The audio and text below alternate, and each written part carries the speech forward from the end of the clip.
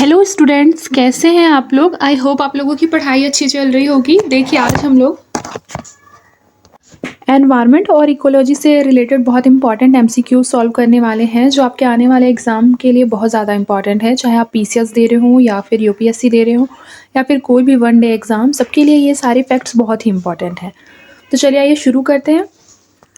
देखिए, पहला क्वेश्चन है कि स्टेटमेंट 1 में कह रहा है कि भारत ने 2030 तक नवीकरणीय ऊर्जा क्षमता 500 गीगावाट करने का लक्ष्य रखा है। तो ये बात बिल्कुल सही है कि जो भारत का जो लक्ष्य है वो 2030 तक नवीनीकरणीय ऊर्जा क्षेत्रों की जो क्षमता है उसको 500 गीगावाट करना है। ठीक है। फिर देखिए, कथन 2 में क्या कह रहा है कि यह लक्ष्य 2070 तक शुद्ध शून्य उत्सर्जन प्राप्त करने की भारत की प्रतिबद्धता के अनुरूप है। तो ये बात भी क्या है, बिल्कुल सही है। इसलिए ऑप्शन नंबर ए जो हो जाएगा ये हमारा करेक्ट आंसर हो जाएगा। ठीक है। फिर देखिए, निम्नलिखित में से कौन सी प्रौद्योगिकी शहरी अपशिष्ट प्रबंधन के लिए उपयुक्त मानी गई है। तो याद रखिएगा कि उपर्युक्त प्रौद्योगिकी में से शहरी अपशिष्ट प्रबंधन के लिए कौन सी उपयुक्त मानी गई है। तो बायोमिथेनेशन, पायरोलिसिस और गैसिफिकेशन, ये तीनों ही जो विधियां होती हैं वो शहरी अपशिष्ट प्रबंधन के लिए काफ़ी ज़्यादा उपयुक्त विधियां हैं।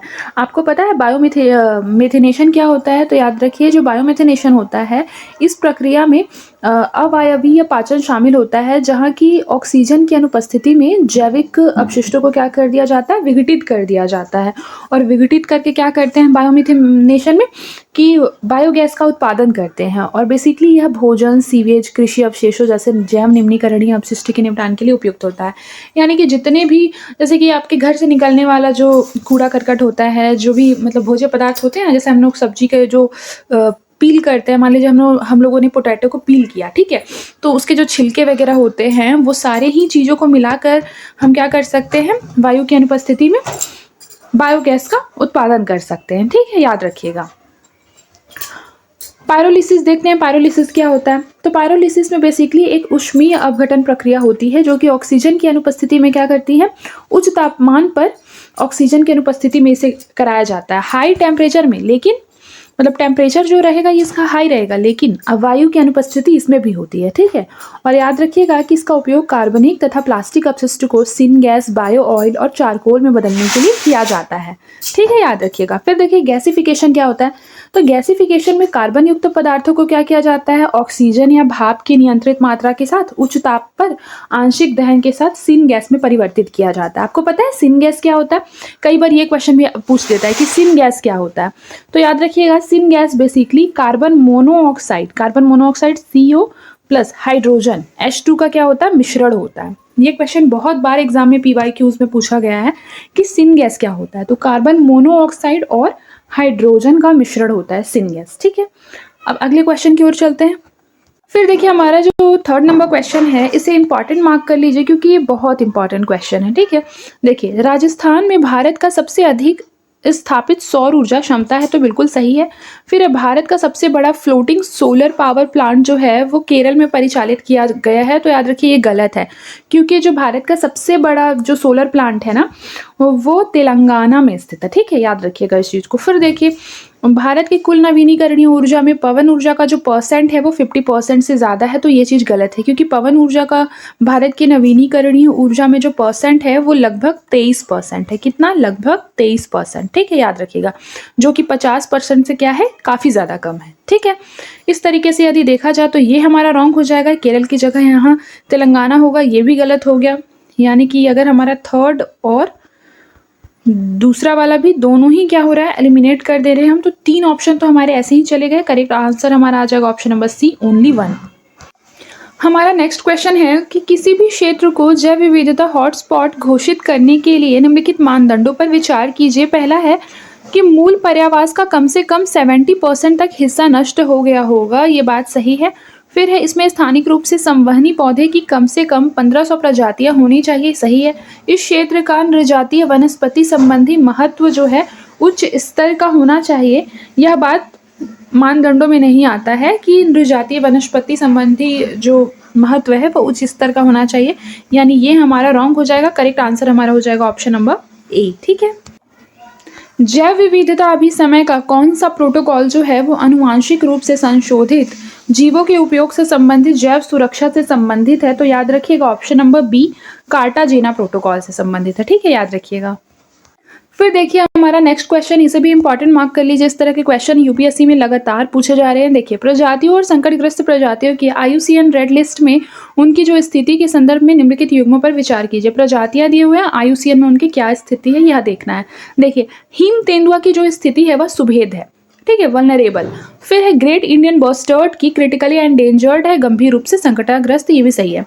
फिर है घड़ियाल, घड़ियाल की जो स्थिति है हम सभी को पता है कि घड़ियाल जो है वो गंभीर रूप से संकटग्रस्त है, यानी कि क्रिटिकली एंडेंजर्ड है। दैट्स वाई ये हमारा रॉन्ग हो जाएगा। करेक्ट आंसर हो जाएगा ऑप्शन नंबर बी, ओनली 2। फिर देखिए प्रोजेक्ट टाइगर के संदर्भ में एक क्वेश्चन देख लीजिए। सबसे पहले क्या लिखा हुआ है प्रोजेक्ट टाइगर के बारे में कि वर्ष 1973 में बंगाल टाइगर को जंगल में संरक्षित करने के लिए लक्ष्य के साथ प्रोजेक्ट टाइगर शुरू किया गया था। ठीक है, तो ये बात बिल्कुल सही है कि जो प्रोजेक्ट टाइगर है वो वर्ष 1973 में शुरू किया गया था, ये चीज सही है। फिर है प्रोजेक्ट टाइगर जो है वो केवल बाघों के संरक्षण पर केंद्रित है, तो ये गलत है। ठीक है, क्योंकि यह बाघों के केवल संरक्षण पर ही केंद्रित नहीं है बल्कि उनके पुनर्स्थापन से भी संबंधित है। ठीक है, याद रखिएगा। तो ये जो केवल वर्ड है ये यहाँ पर रॉन्ग है। ठीक है, तो ये गलत हो जाएगा। 2 को गलत करेंगे, 2 ऑप्शन ऐसे चला गया। आप थर्ड ऑप्शन को पढ़ लीजिए। प्रोजेक्ट टाइगर के लिए वित्त पोषण विशेष रूप से राज्य सरकारों के द्वारा प्रदान किया जाता है। तो याद रखिएगा कि जो प्रोजेक्ट टाइगर योजना है ना वह केंद्र प्रायोजित योजना है, जिसका अर्थ क्या होता है केंद्र प्रायोजित का, कि केंद्र प्रायोजित यदि होगा कोई योजना तो उसके वित्त पोषण में केंद्र और राज्य दोनों की भूमिका होगी। ठीक है, याद रखिएगा, जिसमें कि ज्यादा बड़ा हिस्सा जो है वो केंद्र सरकार प्रदान करती है। तो ये हमारा रॉन्ग हो गया, तो थर्ड भी रॉन्ग हो गया। अब हमारा करेक्ट आंसर आ गया ओनली 1। ठीक है, अब देखिए भारत में प्रोजेक्ट एलिफेंट पहल किस वर्ष प्रारंभ की गई थी? तो याद रखिएगा किस वर्ष प्रारंभ की गई थी? Option number B, 1992। अब देखिए भारत के तटीय और समुद्री जैव विविधता क्षेत्रों के संदर्भ में निम्नलिखित कथनों पर विचार कीजिए। सबसे पहला स्टेटमेंट पे देखिए कि लिखा है मन्नार की जो खाड़ी है वह दक्षिण और दक्षिण पूर्व एशिया का पहला समुद्री जैव मंडल आरक्षित क्षेत्र है। तो याद रखिए दक्षिण और दक्षिण पूर्व एशिया। ठीक है, सबसे पहली बात तो मन्नार की जो खाड़ी है वह कहाँ है? मान लीजिए ये भारत का मैप है। ठीक है, तो हमारा मन्नार की खाड़ी यहाँ पर है, तो देख लीजिए ये तो दक्षिण पूर्व में ही आ रहा है ना, दक्षिण पूर्व। ठीक है, मान लीजिए ये ईस्ट हो गया, ये हमारा साउथ हो गया। ठीक है, तो ये हमारा ईस्ट और साउथ के बीच आ रहा है। ठीक है, तो ये बात बिल्कुल सही हो जा रहा है। ठीक है, फिर उसके बाद देखिए सुंदर वन का जो क्षेत्र है वो अपने व्यापक मैंग्रोव वनों के लिए जाना जाता है और यूनेस्को विश्व धरोहर का भी स्थल है। हाँ, सुंदरवन हमारा यहाँ पर पाया जाता है, उड़ीसा की इस साइड पूर्व की ओर। ठीक है, याद रखिएगा।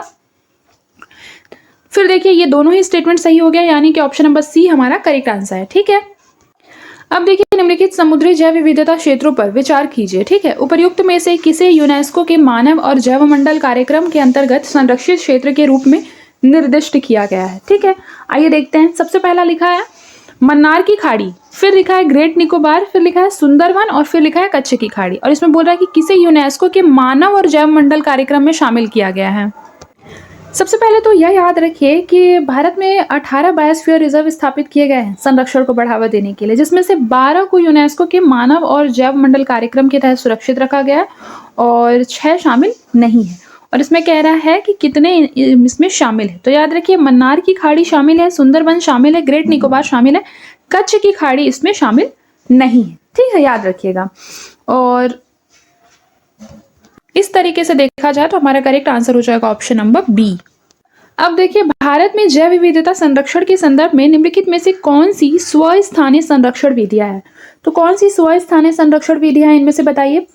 तो देखिए स्वस्थानीय संरक्षण विधियों में क्या होता है कि जिसमें कि सेम मतलब जो सेम बोलते हैं ना, सेम एरिया पर ही क्या होगा संरक्षण कार्यक्रम को बढ़ावा दिया जाएगा। और एक होता है स्वस्थानीय की जगह एक होता है बाह्य स्थान। बाह्य स्थान में क्या होता है कि यहाँ जैसे यहाँ कोई प्रजाति है इस एरिया में, तो उसको बाहर ले जाकर क्या किया जाएगा, संरक्षित किया जाएगा। तो स्वस्थानीय में हो जाएगा राष्ट्रीय उद्यान और जैव मंडल आरक्षित क्षेत्र, बायोस्फीयर रिजर्व। ठीक है, और जो प्राणी उद्यान और बॉटिकल गार्डन या वनस्पतिक गार्डन होगी ये तो हमारा कहीं पर भी स्थापित किया जा सकता है। ठीक है, दूसरे स्थान पर प्रवास के द्वारा भी इसे संरक्षित किया जा सकता है, यानी कि इसका करेक्ट आंसर होगा ऑप्शन नंबर ए। फिर देखिए अगला क्वेश्चन है भारत में गेंडा संरक्षण के बारे में। सबसे पहले देखिए कांजीरंगा राष्ट्रीय उद्यान जो है उसमें विश्व की लगभग 2/3 एक सींग वाले गेंडों की आबादी का निवास स्थान है। बिल्कुल सही। जो कांजीरंगा राष्ट्रीय उद्यान है वो वहां पर क्या है ना कि गेंडों की इतनी ज्यादा संख्या है कि वह विश्व की लगभग 2/3 है। ठीक है, और वहां पर याद रखिएगा कांजीरंगा राष्ट्रीय उद्यान की विशेषता है कि वहां पे जो गेंडे मिलते हैं उनका एक सींग होता है। ठीक है, आप लोगों ने देखा भी होगा और नहीं देखा है तो गूगल पे जाकर एक बार सर्च कर लीजिएगा। फिर देखिए भारत में गेंडों की जो संख्या है वो मुख्य खतरा उसके लिए क्या है, कृषि विस्तार के कारण निवास स्थान का नष्ट होना। तो ये बात गलत है। देखिए भारत का जो सिंह है ना, गेंडों का जो सिंह है, सिंह का क्या होता है, सिंह के लिए मतलब बेसिकली बोला जाए तो सिंह के लिए मतलब अवैध शिकार किया जाता है कि गेंडों का मतलब सिंह बहुत सारी चीज़ों में यूज में आता है। दैट इज़ वाई क्या होता है, उनका अवैध शिकार कर लिया जाता है गेंडों का। दैट इज़ वाई क्या है, यह भारत में गेंडों के मतलब जनसंख्या के लिए बहुत ही बड़ा खतरा है। यानी कि ये हमारा रॉन्ग हो जाएगा, ये हमारा राइट, ऑप्शन नंबर ए हमारा करेक्ट आंसर हो जाएगा। फिर देखिए जैव विविधता के संबंध में निम्नलिखित कथनों पर विचार कीजिए। सबसे पहला स्टेटमेंट क्या दिया हुआ है, सबसे पहला स्टेटमेंट है कि अल्फा विविधता स्थानीय पारिस्थितिकी तंत्र स्तर पर प्रजातियों की समृद्धि का आकलन करती है। सही है। फिर है बीटा विविधता पारिस्थितिकी तंत्रों के बीच प्रजातियों की संरचना में भिन्नता है। फिर ये भी सही है। फिर गामा विविधता से तात्पर्य किसी क्षेत्र में किसी प्रजाति के भीतर आनुवांशिक भिन्नता से है। तो ये बात गलत है। ठीक है, क्योंकि गामा विविधता बेसिकली क्या होती है ना, क्षेत्रीय विविधता को दर्शाती है। ठीक है, किसको दर्शाती है, क्षेत्रीय विविधता को दर्शाती है। इस चीज को याद रखिएगा। और बेसिकली एक बड़े, जैसे कि मान लीजिए एक बड़ा भौगोलिक भूभाग है, ठीक है, उसमें कुल जितनी प्रजाति हैं बेसिकली उसको संबंधित करता है, कुल प्रजातियों को याद रखिएगा, कुल प्रजातियों को संदर्भित करता है गामा विविधता। यानी कि यह हमारा रॉन्ग हो जाएगा। ठीक है, यदि एग्जाम्पल ले लिया जाए कि गामा विविधता इंडिया में पूरे मतलब क्षेत्र में कहाँ पर पाया जाता है सबसे ज़्यादा, तो याद रखिएगा ये पाया जाता है पश्चिमी घाट। पश्चिमी घाट में जो कुल प्रजाति की विविधता है, ये टोटल को याद रखिएगा, यही गामा विविधता को प्रदर्शित करता है। ठीक है, तो ये तो हमारा रॉन्ग हो गया, करेक्ट हमारा हो जाएगा 1 और 2। फिर देखिए हमारा नेक्स्ट क्वेश्चन है कि जैव विविधता पर कन्वेंशन के संबंध में निम्नलिखित कथनों पर विचार कीजिए। सबसे पहला है कि जैव विविधता पर कन्वेंशन एक कानूनी रूप से बाध्यकारी अंतर्राष्ट्रीय संधि है जिसे वर्ष 1992 में अर्थ समिट में अपनाया गया था। ये बात बिल्कुल सही है। फिर दूसरा है कि इसके 3 मुख्य उद्देश्य हैं, जैव विविधता का संरक्षण, इसके घटकों का सतत उपयोग और आनुवांशिक संसाधनों से उत्पन्न लाभों का उचित साझाकरण। फिर नगोया प्रोटोकॉल और कार्टाजेना प्रोटोकॉल जो है वो सीबीडी के अंतर्गत पूरक समझौते हैं। ये भी बिल्कुल सही है, यानी कि ये तीनों ही बिल्कुल सही है। फिर देखिए नेक्स्ट क्वेश्चन है कि भारत में गिद्ध संरक्षण के संबंध में निम्नलिखित कथनों पर विचार कीजिए। सबसे पहला है कि गिद्धों की जनसंख्या में गिरावट का मुख्य कारण पशु चिकित्सा दवा डाइक्लोफेनॉक का प्रयोग था। तो बिल्कुल सही बात है। डाइक्लोफेनॉक एक ऐसी दवा है जिसका यूज ज्यादा होने की वजह से गिद्धों की संख्या में क्या है, कमी आई है। फिर पिंजौर स्थित जटायु संरक्षण प्रजनन केंद्र हरियाणा वन विभाग और बॉम्बे नेचुरल हिस्ट्री सोसाइटी के बीच एक संयुक्त परियोजना है। ठीक है, जटायु संरक्षण प्रजनन केंद्र हरियाणा और बॉम्बे नेचुरल हिस्ट्री सोसाइटी के बीच। फिर है रामदेव बेटा गिद्ध अभ्यारण्य कहाँ स्थित है, तो यह कर्नाटक में स्थित है। याद रखिएगा, ना कि तमिलनाडु में। ये गलत हो जाएगा, यानी ये दोनों सही है, ये गलत है। फिर नेक्स्ट क्वेश्चन देखिए कि निम्नलिखित बैंकों पर विचार कीजिए कि उपर्युक्त सूचीबद्ध बैंकों में से किन बैंकों को भारतीय रिजर्व बैंक के द्वारा घरेलू प्रणालीगत महत्वपूर्ण बैंक डीएसआईबी के रूप में अभिनिर्धारित किया गया है। तो याद रखिएगा एसबीआई है, आईसीआईसीआई बैंक है और एचडीएफसी है। ये 3 बैंक है। ठीक है, बैंक ऑफ इंडिया नहीं है, पंजाब नेशनल बैंक नहीं है। याद रखिएगा, ये क्वेश्चन काफी इंपॉर्टेंट है, इसको इंपॉर्टेंट मार्क कर लीजिए। फिर देखिए कैरेबियाई समुदाय के बारे में एक क्वेश्चन है कि यह मुख्यतः कैरिबियाई क्षेत्र में स्थित 10 सदस्य देशों का संगठन है। याद रखिएगा। ठीक है, तो ये बात क्या हो जाएगा, बिल्कुल गलत हो जाएगा, क्योंकि याद रखिएगा कि जो कैरिकॉम है वो बेसिकली 21 कंट्रीज उसमें शामिल है। ठीक है, ना कि 10, 21। ठीक है, तो ये हमारा गलत हो जाता है। फिर देखिए अगला क्या लिखा है, जो कैरिकॉम है उसका प्राथमिक उद्देश्य है कि इसके सदस्य देशों के बीच क्षेत्रीय आर्थिक एकीकरण को बढ़ावा देना है। किसको, क्षेत्रीय आर्थिक एकीकरण को। ये हमारा सही हो जाएगा, करेक्ट आंसर हो जाएगा option number B. Next question देखिए देखिए इंडियन ऑयल कॉर्पोरेशन लिमिटेड के बारे में एक क्वेश्चन लिखा हुआ है। क्वेश्चन क्या कह रहा है? क्वेश्चन कह रहा है कि यह एक महारत्न सार्वजनिक क्षेत्र का उपक्रम है। तो ये बात सही है। जिसकी स्थापना कब हुई थी? 1959 में हुई थी। ये भी सही है। इंडियन ऑयल कॉर्पोरेशन लिमिटेड की स्थापना 1959 में हुई थी। लिखा है यह भारत की सबसे बड़ी वाणिज्यिक तेल कंपनी है। ये भी बिल्कुल सही है। इसका मुख्यालय कहाँ है? कोलकाता में है। देखिए सबसे पहली बात तो हेडक्वार्टर्स अगर देता है वो मेनली रॉन्ग होता है, ठीक है, याद रखिएगा। तो अगर आपको याद नहीं है तो आप उसको रॉन्ग मान सकते हैं, बट अगर आपको याद है तो फिर तो बहुत अच्छी बात है, तब आपके क्वेश्चन के सही होने के जो चांसेस है वो बढ़ जाएंगे। लेकिन याद रखिएगा कि IUCL का जो मुख्यालय है वो न्यू दिल्ली में है, ना कि कोलकाता में। कहाँ है? न्यू दिल्ली। याद रखिएगा इस चीज को, ठीक है। तो थर्ड गलत हो जाता है हमारा, तो इसकी वजह से 3 ऑप्शन ऐसे चले जाते हैं। ऑप्शन नंबर ए हमारा करेक्ट आंसर हो जाता है। अब नेक्स्ट क्वेश्चन देखिए, भारतीय प्रेस परिषद के बारे में एक क्वेश्चन है। याद रखिए भारतीय प्रेस परिषद, देखिए यह भारतीय संविधान के अनुच्छेद 19 के तहत स्थापित एक संवैधानिक निकाय है।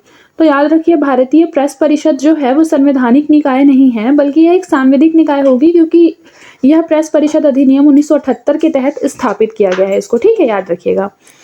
तो ये हमारा क्या हो जाएगा? रॉन्ग हो जाएगा। फिर देखिए न्यायमूर्ति रंजना प्रकाश देसाई भारतीय प्रेस परिषद की वर्तमान अध्यक्ष है। तो ये याद रखिएगा, ये चीज बिल्कुल सही है। नाम क्या है? न्यायमूर्ति रंजना प्रकाश देसाई। तो ऑप्शन नंबर बी हमारा करेक्ट आंसर हो जाएगा, ठीक है। फिर अगले क्वेश्चन की ओर चलते हैं। देखिए नेक्स्ट क्वेश्चन है कि बाली यात्रा के संदर्भ में निम्नलिखित कथनों पर विचार कीजिए। याद रखिए, देखिए बाली यात्रा कि यह उड़ीसा में आयोजित एशिया का सबसे बड़ा खुला व्यापार मेला है। बिल्कुल सही है। फिर है यह प्राचीन समुद्री व्यापार इतिहास का उत्सव मनाने के लिए जाना जाता है। बिल्कुल सही है। यानी ऑप्शन नंबर सी इसका करेक्ट आंसर होगा। देखिए हमारा नेक्स्ट क्वेश्चन है कि भारत में भूमि संसाधनों के संबंध में निम्नलिखित कथनों पर विचार कीजिए कि कौन से सही हैं। देखिए पहला स्टेटमेंट है, बिल्कुल कॉमन सेंस आपको यहाँ पर यूज करना है, ठीक है, सिर्फ और सिर्फ कॉमन सेंस। लिखा है पिछले कुछ दशकों में भारत में कृषि योग्य भूमि की उपलब्धता लगातार बढ़ रही है। यदि आपको नहीं भी पता होगा कि बढ़ रही है या घट रही है, लेकिन अगर आप कॉमन सेंस लगाए तो आप जान सकते हैं कि वर्तमान में औद्योगिकीकरण कितना ज्यादा बढ़ गया है। दैट्स वाई क्या हो रहा है, बहुत सारे नए नए उद्योग स्थापित किए जा रहे हैं, तो उसके लिए भूमि की जरूरत है। तो जाहिर सी बात है कि कहीं से भूमि की कटौती हो रही है, क्योंकि भूमि तो एकदम एग्जैक्ट है, ठीक है ना। तो याद रखिएगा कि यदि हमारे जो उद्योगों के कारण भूमि की जरूरत पड़ रही है, तो कहीं ना कहीं से भूमि में कटौती हो रही होगी। तो कृषि क्षेत्र से क्या हो रहा है? भूमि को काटा जा रहा है। यानी कि यदि कृषि क्षेत्र से भूमि को काटा जा रहा है तो कृषि क्षेत्र जाहिर सी बात है कम हो रहा है वर्तमान में, ठीक है। तो ये हमारा स्टेटमेंट रॉन्ग हो जाएगा। अब नेक्स्ट स्टेटमेंट की ओर बढ़ते हैं। लिखा है शहरीकरण के कारण कृषि भूमि पर बड़े पैमाने पर अतिक्रमण हुआ है। तो ये बात क्या हो जाएगा? बिल्कुल सही हो जाएगा। कॉमन सेंस भी लगाएंगे तो भी बिल्कुल सही हो जाएगा, ठीक है। तो इस तरीके से करेक्ट आंसर हो जाएगा ऑप्शन नंबर बी। फिर देखिए हमारा जो नेक्स्ट क्वेश्चन है कि निम्नलिखित में से कौन से कारक जो है वो भारत में भूमि उपयोग प्रतिरूप को क्या करते हैं? प्रभावित करते हैं। तो याद रखिए कौन से प्रभावित करते हैं, बताइए। देखिए जब भी इस तरह का क्वेश्चन आएगा कि कौन सा रूप भूमि को परिवर्तित कर रहा है, प्रभावित कर रहा है, या फिर इस चीज के कैसे कैसे कारक हो सकते हैं, इस तरह के क्वेश्चन जनरली इसका आंसर ऑल होना चाहिए। क्योंकि देखिए बहुत सारे ऐसे कारक हो सकते हैं जो कि किसी एक पर्टिकुलर चीज को क्या करते हैं? इफेक्ट कर सकते हैं, ठीक है। तो इस तरह के क्वेश्चन में मान लीजिए स्थलाकृति किसी ना किसी तरीके से तो भूमि को उपयोग को क्या करेगी? प्रभावित कर ही सकती है। चाहे इसका जो परसेंट है वो 0.001% ही क्यों ना हो, बट कहीं ना कहीं से ये इफेक्ट कर रहे हैं, ठीक है। तो इस तरीके से स्थलाकृति भी हो सकती है, जलवायु भी हो सकता है, जनसंख्या घनत्व भी हो सकती है, प्रौद्योगिकी विकास भी हो सकती है। यानी कि ऑप्शन नंबर डी इसका करेक्ट आंसर हो जाएगा, ठीक है। अब देखिए भारत में भूमि क्षरण के संबंध में निम्नलिखित स्टेटमेंट्स पर विचार कीजिए। सबसे पहले लिखा है कि भारत के कुल भौगोलिक क्षेत्र का लगभग 30% भाग भूमि क्षरण से प्रभावित है। फिर भूमि क्षरण के प्राथमिक कारणों में वनोन्मूलन, जल अपरदन और लवणीकरण शामिल है। ये चीज भी बिल्कुल सही है। फिर देखिए सरकार ने अंतर्राष्ट्रीय समझौतों के तहत वर्ष 2040 तक 26 मिलियन हेक्टेयर बंजर भूमि को पुनः स्थापित करने की प्रतिबद्धता जताई है, ठीक है, याद रखिएगा। तो यानी कि ये जो हमारा ये है ये बिल्कुल गलत हो जाएगा। क्यों? क्योंकि जो लक्ष्य वाला जो क्वेश्चन होता है ना जनरली रॉन्ग होता है। क्यों? क्योंकि मान लीजिए ये 2040 लिखा है, लेकिन मान लीजिए लक्ष्य हमारा 2030 तक था। तो जब तक आपको एग्जैक्ट पता ना हो इस तरह के क्वेश्चन को क्या करेंगे आप? इस तरह के जो स्टेटमेंट होगा उसको आप सबसे पहले रॉन्ग मानेंगे, ठीक है। तो यानी कि इसका जो अगर 3 को हम एलिमिनेट कर देंगे रॉन्ग मान के, तो हमारा करेक्ट आंसर हो जाएगा 1 और 2, जो कि ऑप्शन नंबर ए में है, ठीक है। बिल्कुल आपको इसी तरह का अप्रोच एग्जाम में भी रखना है, ठीक है। फिर देखिए, भारत में मृदा अपरदन के संबंध में एक क्वेश्चन है। भारत में मृदा अपरदन का सबसे महत्वपूर्ण जो कारण है वो जल अपरदन है, ये सही है। फिर पशुधन के द्वारा अत्यधिक चारण शुष्क और अर्ध शुष्क क्षेत्रों में मृदा अपरदन में महत्वपूर्ण योगदान देता है, यह भी बिल्कुल सही है। जैविक उर्वरकों के उपयोग से पंजाब और हरियाणा जैसे राज्यों में मृदा क्षरण पूरी तरह से कम हो गया है, ये बात गलत है। देखिए, पूरी तरीके से जो जैविक उर्वरकों का उपयोग है वो क्या कम हो सकता है किसी राज्य में? तो नहीं, वो नहीं हो सकता। कॉमन सेंस भी लगाएंगे तो नहीं होगा, यानी ऑप्शन नंबर बेसिकली अगर 3 को स्टेटमेंट को हम हटाएंगे तो करेक्ट आंसर आएगा ऑप्शन नंबर ए। फिर देखिए, हमारा जो नेक्स्ट क्वेश्चन है 5th नंबर कि भारत के किन राज्यों में वर्ष 2024 के अनुसार स्थायी चारागाहों के अंतर्गत भूमि का जो परसेंट है वो सबसे ज्यादा है? तो याद रखिएगा राजस्थान में। फिर नेक्स्ट क्वेश्चन की ओर चलते हैं। देखिए, हमारा जो नेक्स्ट क्वेश्चन है वह है कि भारत के मरुस्थलीकरण और भूमि क्षरण एटलस के संबंध में निम्नलिखित कथनों पर विचार कीजिए। पहला स्टेटमेंट क्या कह रहा है कि यह एटलस जो है वो भारतीय अंतरिक्ष अनुसंधान संगठन इसरो द्वारा संपूर्ण भारत में भूमि क्षरण का मानचित्रण और उसकी निगरानी के लिए विकसित किया गया है, ये चीज सही है। फिर यह नीति निर्माताओं को लक्षित हस्तक्षेप की योजना बनाने में सहायता करने के लिए भूमि क्षरण के राज्यवार आंकड़े प्रदान करता है, ये भी सही है। यानी कि दोनों ही स्टेटमेंट सही है। लिखा है क्षेत्रफल की दृष्टि में भारत में सबसे बड़ा वन क्षेत्र किस राज्य में है? तो भारत में क्षेत्रफल की दृष्टि से सबसे बड़ा वन क्षेत्र जो है वो मध्य प्रदेश में है। फिर नेक्स्ट क्वेश्चन देखिए कि भारत के वन क्षेत्र के संदर्भ में निम्नलिखित कथनों पर विचार कीजिए। सबसे पहला है कि भारत का कुल वन एवं वृक्ष आवरण देश के भौगोलिक क्षेत्र का लगभग 24.62% है, ठीक है, तो ये भी बिल्कुल सही है। फिर है वर्ष 2019 से लेकर 2021 के बीच भारत के वन क्षेत्र में स्पष्ट कमी देखी गई है, तो ये स्टेटमेंट गलत है। स्पष्ट कमी नहीं देखी गई है, ठीक है, बल्कि वन क्षेत्र में क्या हुई है? वृद्धि हुई है, तो ये हमारा रॉन्ग हो जाएगा। करेक्ट आंसर होगा ऑप्शन नंबर ए। अब नेक्स्ट क्वेश्चन देखिए कि भारत वन स्थिति रिपोर्ट 2021 के संदर्भ में निम्नलिखित में किस राज्य ने वन क्षेत्र में सबसे अधिक वृद्धि दिखाई दी है? तो याद रखिएगा वन क्षेत्र में वृद्धि दिखाई दी है option number B Andhra Pradesh में, ठीक है। अब नेक्स्ट क्वेश्चन है ग्रीन इंडिया मिशन के बारे में एक क्वेश्चन है, ग्रीन इंडिया मिशन, ठीक है, आइए देख लेते हैं। सबसे पहला लिखा है कि यह जलवायु परिवर्तन पर राष्ट्रीय कार्य योजना का एक हिस्सा है, ये सही है। इसका उद्देश्य बंजर क्षेत्रों में 25 मिलियन हेक्टेयर तक वन एवं वृक्ष को आगे बढ़ाना है। तो देखिए, जो डेटा दिया होता है ना जनरली वो रॉन्ग होता है। जैसे यहाँ पे लिखा हुआ है ना 25 मिलियन हेक्टेयर, 25 मिलियन आप सोचिए कितना ज्यादा होता है। 25 मिलियन हेक्टेयर तक वन वृक्ष को आवरण को बढ़ाना, ये बहुत बड़ा लक्ष्य है, ठीक है, तो ये गलत है क्योंकि सिर्फ 5 मिलियन हेक्टेयर का बढ़ाने का लक्ष्य रखा गया है। कहाँ 5 कहाँ 25, बहुत ज्यादा डिफरेंस हो जा रहा है, ठीक है, ये रॉन्ग हो जाएगा। फिर है मिशन का ध्यान कार्बन अवशोषण बढ़ाने के साथ साथ जैव विविधता एवं जल उपलब्धता में सुधार लाने पर केंद्रित है, ये भी बिल्कुल सही है, ठीक है। 1 और 3 इसका करेक्ट आंसर है। फिर देखिए नेक्स्ट क्वेश्चन है कि किस कार्यक्रम का उद्देश्य स्थानीय समुदायों को वन संरक्षण में एकीकृत करना, उन्हें गैर काष्ठ वन उत्पादों तक पहुंच प्रदान करना है? तो याद रखिएगा ऐसा क्यों हो रहा है बताइए, मतलब इसका जो करेक्ट आंसर है वो क्या होगा? ऑप्शन नंबर ए, ठीक है, संयुक्त वन प्रबंधन। फिर देखिए नेक्स्ट क्वेश्चन है जल जीवन मिशन के बारे में, जल जीवन मिशन, ठीक है। देखिए जल जीवन मिशन में पहला है कि इसका जो लक्ष्य है वर्ष 2024 तक सभी ग्रामीण परिवारों को कार्यात्मक घरेलू नल कनेक्शन उपलब्ध कराना है, ये बिल्कुल सही है। यह पर्यावरणीय स्थिरता के लिए ग्रे वाटर प्रबंधन को एकीकृत करता है, ये भी बिल्कुल सही है, यानी ऑप्शन नंबर सी जो हो जाएगा ये हमारा करेक्ट आंसर हो जाएगा, ठीक है। फिर देखिए catch the rain where it falls when it falls नारे के साथ कौन सा कार्यक्रम शुरू किया गया है? तो याद रखिएगा कौन सा कार्यक्रम शुरू किया गया, ऑप्शन नंबर बी जल शक्ति अभियान। फिर भारत में कौन सा राज्य घरों के लिए छत पर वर्षा जल संचयन संरचना को अनिवार्य बनाने वाला पहला राज्य था? तो उसका जो करेक्ट आंसर हमारा हो जाएगा ये हो जाएगा ऑप्शन नंबर डी तमिलनाडु। फिर हमारा नेक्स्ट क्वेश्चन देखिए कि प्रधानमंत्री कृषि सिंचाई योजना के बारे में क्वेश्चन है कि कौन से घटक जो है वो प्रधानमंत्री कृषि सिंचाई योजना का घटक है। तो चलिए आइए शुरू करते हैं। सबसे पहला यहाँ पर देखिए लिखा हुआ है कि हर खेत को पानी इसमें शामिल है। फिर है पर ड्रॉप मोर क्रॉप, ये भी इसमें शामिल है प्रधानमंत्री कृषि सिंचाई योजना में। राष्ट्रीय जल विज्ञान निगरानी यह इसमें शामिल नहीं है, ठीक है, यानी कि जो हमारा करेक्ट आंसर होगा ये हो जाएगा ऑप्शन नंबर ए, ठीक है, याद रखिएगा। और एक बात और बताइए कि प्रधानमंत्री कृषि सिंचाई योजना जो है वो कौन से सन में शुरू हुई थी, तो याद रखिएगा 2015 में। कभी कभी इस तरह के वन लाइनर क्वेश्चन भी पूछ दिए जाते हैं योजना से रिलेटेड। फिर देखिए निम्नलिखित कदमों पर विचार कीजिए। पहला है कि सिम्बायोसिस इंटरनेशनल यूनिवर्सिटी का पहला विदेशी परिसर मॉरिशस में खोला गया। दूसरा है यह परिसर प्रबंधन प्रौद्योगिकी और मीडिया में व्यापक कार्यक्रम प्रदान करता है जिसका फोकस जो है 21वीं सदी के कौशल विकसित करने पर होगा। तो याद रखिए ये जो क्वेश्चन है इसका जो करेक्ट आंसर हो जाएगा ये हो जाएगा ऑप्शन नंबर बी। क्यों? क्योंकि जनरली मैंने बताया ना, कोई भी अगर इंस्टीट्यूट वगैरह दिया रहता है मैक्सिमम वो रॉन्ग होता है, ठीक है। तो फर्स्ट स्टेटमेंट में जो लिखा हुआ है कि सिम्बायोसिस इंटरनेशनल यूनिवर्सिटी का पहला विदेशी परिसर जो है वो मॉरिशस में खोला गया है, तो ये गलत है क्योंकि यह कहाँ खोला गया है, दुबई में खोला गया है। कहाँ खोला गया है, दुबई में, ठीक है, याद रखिएगा। तो उसका करेक्ट आंसर हो जाएगा ऑप्शन नंबर बी।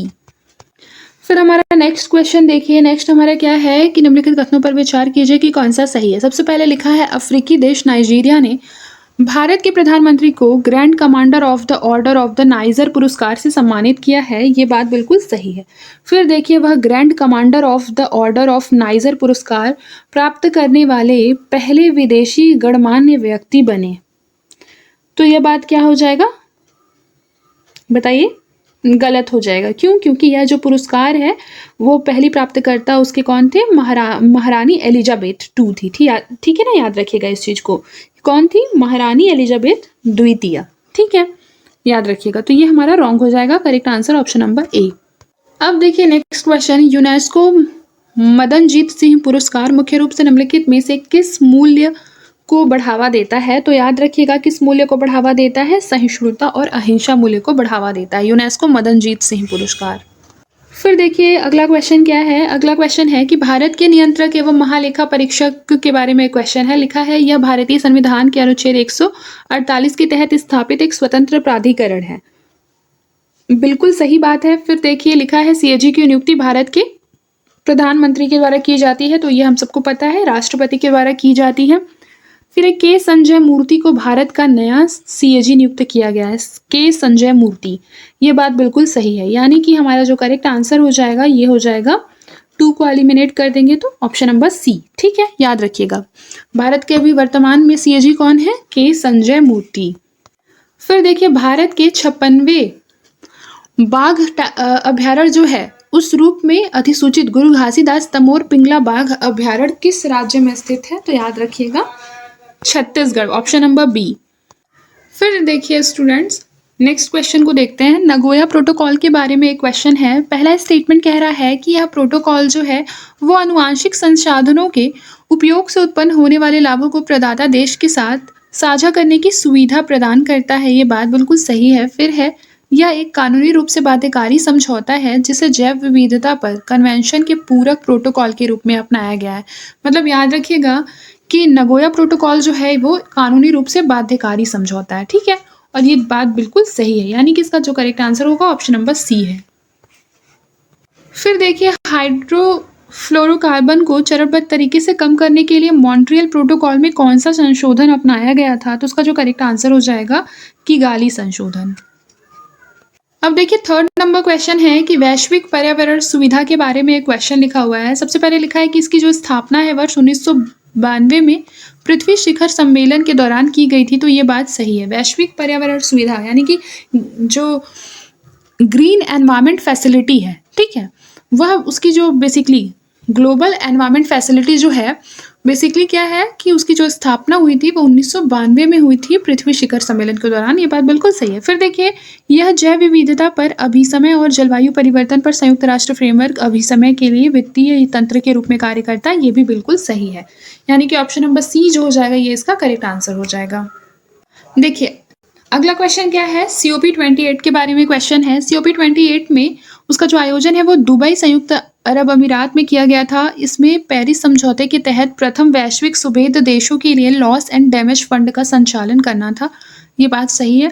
COP28 जो है उसके परिणाम स्वरूप वर्ष 2040 तक कोयले को पूर्ण रूप से समाप्त करने के लिए वैश्विक सहमति बनी। ये भी सही है, ठीक है, यानी 1 और 2 दोनों सही है। अब देखिए नेक्स्ट क्वेश्चन हमारा क्या है। नेक्स्ट क्वेश्चन है कि जैव विविधता पर अभी समय COP15 के संबंध में निम्नलिखित में से कौन सा जो स्टेटमेंट है वो सही है। सबसे पहले क्या लिखा हुआ है, सबसे पहले लिखा हुआ है कि कुनमिंग मॉन्ट्रियल वैश्विक जैव विविधता फ्रेमवर्क को COP15 में अपनाया गया, ये सही है। फिर COP15 ने 2030 तक वैश्विक स्थलीय समुद्री क्षेत्रों के 30% को संरक्षित करने का लक्ष्य रखा है। अभी समय में आईची जैव विविधता लक्ष्यों को उसकी जो लक्ष्यों की समीक्षा भी शामिल थी, जिसमें कि COP10 में निर्धारित किया गया था। तो ये बात बिल्कुल सही है, यानी कि तीनों ही स्टेटमेंट हमारा COP15 के बारे में सही है। फिर देखिए रॉटरडैम अभिसमय के बारे में क्वेश्चन है कि यह अंतर्राष्ट्रीय व्यापार में खतरनाक रसायनों एवं कीटनाशकों के लिए पूर्व सूचित सहमति प्रक्रिया पर केंद्रित है। यह सभी सदस्य देशों पर कानूनी रूप से बाध्यकारी है। ठीक है, बिल्कुल सही बात है। रॉटरडैम जो अभिसमय है वो सभी देशों के लिए क्या है, बाध्यकारी है। फिर अगला क्वेश्चन देखिए, अगला स्टेटमेंट देखिए, लिखा है कि इसमें फार्मास्यूटिकल्स एवं रेडियोधर्मी पदार्थों सहित सभी रासायनिक पदार्थ के लिए, तो नहीं, जो रॉटरडैम अभिसमय है वो सभी रासायनिक पदार्थों के लिए नहीं बल्कि कुछ स्पेसिफिक रासायनिक पदार्थों के लिए हैं जो कि बहुत ज़्यादा खतरनाक है। ठीक है, याद रखिएगा इस चीज़ को। तो इस तरीके से यदि देखा जाए तो हमारा ये जो है स्टेटमेंट रॉन्ग हो गया, ये दोनों करेक्ट हो गया। रॉटरडैम अभिसमय कब शुरू हुआ था, तो याद रखिएगा इसे अपनाया गया था रॉटरडैम को 1998 में। कब अपनाया गया था, 1998 में। और यह अभिसमय जो है लेकिन लागू हुआ था 2004 में। ठीक है, याद रखिएगा। अब देखिए निम्नलिखित में से कौन सा तंत्र स्टॉकहोम अभिसमय के कार्यान्वयन के लिए वित्त पोषण के लिए उत्तरदायी है। तो स्टॉकहोम अभिसमय के कार्यान्वयन के लिए वित्त पोषण कौन करता है, हरित पर्यावरण सुविधा। ठीक है, अब देखिए स्टॉकहोम अभिसमय के बारे में एक क्वेश्चन है, आइए देखते हैं। स्टॉकहोम अभिसमय में है कि इसका उद्देश्य जो है स्थायी कार्बनिक प्रदूषकों के उत्पादन और उपयोग को समाप्त करना या प्रतिबंधित करना है। ये बिल्कुल सही है। भारत स्टॉकहोम कन्वेंशन का एक पक्षकार है और उसने सतत कार्बनिक प्रदूषक प्रबंधन के लिए एक राष्ट्रीय कार्यान्वयन योजना लागू की है। ठीक है, ये भी बिल्कुल सही है। इस तरीके से देखा जाए तो ऑप्शन नंबर सी बिल्कुल इसका करेक्ट आंसर होगा। फिर देखिए निम्नलिखित पर्यावरण सम्मेलनों पर उनके प्राथमिक उद्देश्य क्या क्या है। देखिए अभिसमय लिखा हुआ है और उसके उद्देश्य लिखे हुए हैं। सबसे पहला स्टेटमेंट है मिनीमाता अभिसमय का उद्देश्य क्या बोल रहा है, पारा प्रदूषण में कमी। तो यस बिल्कुल सही लिखा है ये। फिर देखिए वियना अभिसमय में क्या लिखा है कि यह जो है वो स्थायी कार्बनिक प्रदूषक में क्या करता है, प्रबंधन करने के लिए काम आता है। तो ये गलत हो जाएगा क्योंकि जो वियना अभिसमय और यह ओजोन परत के संरक्षण पर केंद्रित है। किसके, ओजोन परत के संरक्षण पर। ठीक है, फिर अगला देखिए रॉटरडैम अभिसमय खतरनाक रसायनों और कीटनाशकों के व्यापार से रिलेटेड है। ये मैंने अभी आपको जस्ट ऊपर पढ़ाया था, तो ये बिल्कुल सही है। फिर देखिए बेसल अभिसमय क्या होता है, खतरनाक अपशिष्टों का सीमा पार आवागमन से रिलेटेड होता है बेसल अभिसमय। ये भी बिल्कुल सही है, यानी कि ऑप्शन नंबर सी केवल 3 सही है। फिर देखिए निम्नलिखित पदार्थों पर विचार कीजिए कि कितने मॉन्ट्रियल प्रोटोकॉल के अंतर्गत नियंत्रित हैं। तो याद रखिएगा हमारा 10 नंबर क्वेश्चन देख लीजिए एक बार। सबसे पहले लिखा है कि मॉन्ट्रियल प्रोटोकॉल के अंतर्गत कितने हैं। सबसे पहले क्या लिखा है, हाइड्रोक्लोरोफ्लोरोकार्बन, फिर carbon dioxide, methyl bromide, nitrous oxide. ठीक है, इसमें से कौन कौन से शामिल है बताइए। देखिए याद रखिएगा कि इसमें से कौन कौन से शामिल नहीं होते हैं। कार्बन डाइऑक्साइड इसमें शामिल नहीं है, नाइट्रस ऑक्साइड भी इसमें शामिल नहीं है, मिथाइल ब्रोमाइड इसमें शामिल है, हाइड्रोक्लोरोफ्लोरोकार्बन भी इसमें शामिल है। ठीक है, ये दोनों ही मॉन्ट्रियल प्रोटोकॉल के अंतर्गत नियंत्रित है, यानी ऑप्शन नंबर 20 का करेक्ट आंसर है। फिर देखिए अगला क्वेश्चन है कि निम्नलिखित COP कॉन्फ्रेंस ऑफ पार्टी पर उनके परिणामों के साथ विचार कीजिए। सबसे पहला कॉन्फ्रेंस ऑफ पार्टीज और उसके निष्कर्षों के बारे में लिखा हुआ है। पहला क्या है कि COP3 जो है क्योटो प्रोटोकॉल का अंगीकरण से संबंधित है, बिल्कुल सही। COP10 जो है वो आईची जैव विविधता लक्ष्य के लिए है। COP26 में हमारा ग्लासगो जलवायु समझौता, और COP15 जो है कुनमिंग मॉन्ट्रियल वैश्विक जैव विविधता फ्रेमवर्क। ठीक है, ये भी हमारा सही है, यानी कि इसका जो करेक्ट आंसर होगा option number D. Next question देखिए मिनीमाता अभिसमय के बारे में एक क्वेश्चन है जो कि काफ़ी इंपॉर्टेंट क्वेश्चन है। इसमें कह रहा है कि इस सम्मेलन का उद्देश्य पारे के प्रतिकूल प्रभावों से मानव स्वास्थ्य एवं पर्यावरण की रक्षा करना है।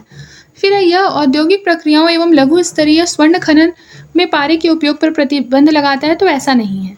ठीक है, फिर भारत ने मिनीमाता अभिसमय का अनुसमर्थन कर दिया है, तो ये बात बिल्कुल सही है, यानी 1 और 3 बिल्कुल ही सही है, ठीक है। और याद रखिएगा कि बेसिकली जो औद्योगिक प्रक्रिया में जो पारा लगता है ना, ये उसको कम करने और समाप्त करने का प्रयास करता है, ना कि जो भी गैर औद्योगिक या छोटे पैमाने पर स्वर्ण खनन होता है, उस पर ये प्रतिबंध नहीं लगाता है, ठीक है। तो उसका करेक्ट आंसर हो जाएगा ऑप्शन नंबर सी। अब देखिए, जलवायु परिवर्तन पर संयुक्त राष्ट्र फ्रेमवर्क कन्वेंशन के बारे में एक क्वेश्चन लिखा हुआ है। क्वेश्चन क्या कह रहा है कि यूएनएफसीसी को वर्ष 1992 में रियो डी जेनेरियो में आयोजित पृथ्वी शिखर सम्मेलन में अपनाया गया था। इसका जो उद्देश्य था, वायुमंडल में ग्रीन हाउस गैस सांद्रता को ऐसे स्तर पर स्थिर करना है जिससे कि जलवायु तंत्र में खतरनाक मानव जनित हस्तक्षेप को रोका जा सके।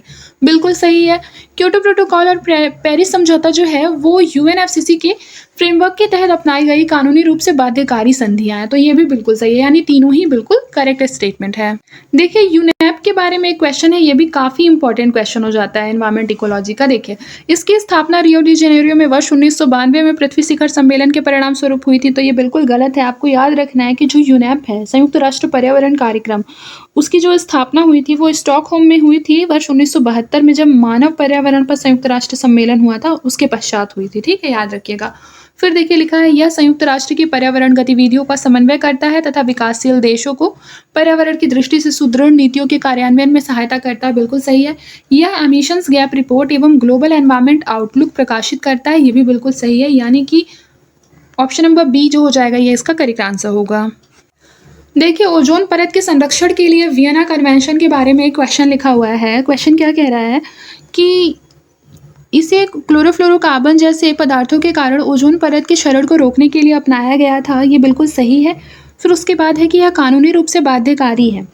कानूनी रूप से बाध्यकारी फ्रेमवर्क है, ओजोन परत को नुकसान पहुंचाने वाले पदार्थों को तत्काल चरणबद्ध तरीके से समाप्त करने का आदेश देता है, ठीक है। तो ये बात गलत नहीं है, ठीक है। बेसिकली क्या होता है ना कि ये पूरी तरीके से समाप्त करने पर नहीं बल्कि कम करने पर जोर देता है, तो ये हमारे इस वजह से गलत हो जाएगा। फिर है मॉन्ट्रियल प्रोटोकॉल एक संबंधित संधि है जो वियना कन्वेंशन के उद्देश्यों को क्रियान्वित करती है। ये बात बिल्कुल सही है। मॉन्ट्रियल प्रोटोकॉल में क्या है ना कि वियना कन्वेंशन के उद्देश्यों को वह क्रियान्वित करती है, तो 1 और 3 सही हो जाएगा, यानी ऑप्शन नंबर सी। अब देखिए, चुनावी बॉन्ड योजना के बारे में एक क्वेश्चन है और चुनाव का समय चल रहा है और चारों ओर बहुत ही शोर है, प्रचार प्रसार है, इस वजह से थोड़ा क्लास लेने में भी डिस्टर्बेंस भी बहुत हो रहा होगा। यदि आप लोगों को थोड़ा भी दिक्कत हो रहा होगा समझने में तो प्लीज़ उसको इग्नोर कीजिएगा। देखिए, चुनावी बॉन्ड योजना के बारे में एक क्वेश्चन है। देखिए, चुनावी बॉन्ड योजना में पहला स्टेटमेंट है कि सूचना के अधिकार का उल्लंघन करने के आधार पर भारत के सर्वोच्च न्यायालय ने इसे रद्द कर दिया था, ये सही है। फिर इस योजना के तहत कॉरपोरेट संस्थाओं को दानकर्ता की पहचान सार्वजनिक किए बिना ही देने की अनुमति है, बिल्कुल सही। फिर है चुनावी बॉन्ड योजना में ईबीएस लेन देन जो होता है केवल नगद भुगतान के माध्यम से होता है, तो ऐसा नहीं है, चेक भी स्वीकार किया जाता है। तो थर्ड वाला तो बिल्कुल गलत हो जाएगा, यानी कि ये दोनों सही हो जाएगा। ऑप्शन नंबर ए जो होगा ये इसका करेक्ट आंसर होगा। नेक्स्ट क्वेश्चन देखते हैं। देखिए, नेक्स्ट है कि बेसिकली ये जो लिखा है EUVICHOLS, ठीक है, निम्नलिखित में से किस रोग से निपटने के लिए विकसित किया गया एक टीका है, ठीक है। तो किस रोग से निपटने के लिए? हैजा के लिए, ठीक है, याद रखिएगा। अब देखिए, ग्लोबल यूनिकॉर्न इंडेक्स 2024 के बारे में एक क्वेश्चन है। सबसे पहला क्या लिखा हुआ है कि संयुक्त राज्य अमेरिका सर्वाधिक संख्या में यूनिकॉर्न के साथ सूचकांक में शीर्ष पर बना हुआ है, ये भी सही है। यूनिकॉर्न की संख्या के मामले में भारत विश्व में तीसरे स्थान पर है, ये बात भी बिल्कुल सही है, यानी कि ऑप्शन नंबर सी जो हो जाएगा ये हमारा करेक्ट आंसर हो जाएगा। फिर देखिए, हमारा नेक्स्ट क्वेश्चन है उन्नत पूर्व परिवर्तनकारी औद्योगिकरण योजना 2024, यानी उन्नति 2024 योजना के बारे में 2 स्टेटमेंट है, ये पढ़ते हैं। इस योजना का उद्देश्य जो है स्थानीय संसाधनों का लाभ उठाकर भारत के पूर्वोत्तर क्षेत्र में औद्योगिक विकास को बढ़ावा देना है, बिल्कुल सही। यानी उन्नति योजना जो है वो औद्योगिक विकास से रिलेटेड है, अगर ऐसा स्टेटमेंट भी आया तो सही होगा। फिर इसमें विनिर्माण और कृषि औद्योगिक क्षेत्रों में निवेश को प्रोत्साहित करने के लिए कर छूट एवं सब्सिडी के भी प्रावधान शामिल है, ये भी बिल्कुल सही है, यानी ऑप्शन नंबर सी इसका करेक्ट आंसर होगा। देखिए, गंगा डॉल्फिन के बारे में एक क्वेश्चन है, आज का लास्ट क्वेश्चन है, फिर बाकी के नेक्स्ट क्लास में करने वाले हैं हम लोग। देखिए, लिखा है भारत का पहला राष्ट्रीय डॉल्फिन अनुसंधान केंद्र पटना बिहार में स्थापित किया गया था, तो ये बात बिल्कुल सही है। फिर देखिए, लिखा है इसे IUCN के जो रेड लिस्ट है उसके अंतर्गत गंभीर रूप से संकटग्रस्त के रूप में सूचीबद्ध किया गया है, तो याद रखिए कि यह गंभीर रूप से संकटग्रस्त नहीं है बल्कि लुप्तप्राय के रूप में सूचीबद्ध किया गया है, तो ये बात गलत हो जाता है। फिर है कि जो डॉल्फिन होती है, गंगा डॉल्फिन, वे लोग अंधे होते हैं और दिशा निर्देशन एवं शिकार के लिए प्रतिध्वनि स्थान पर निर्भर करते हैं। ये भी बिल्कुल सही है।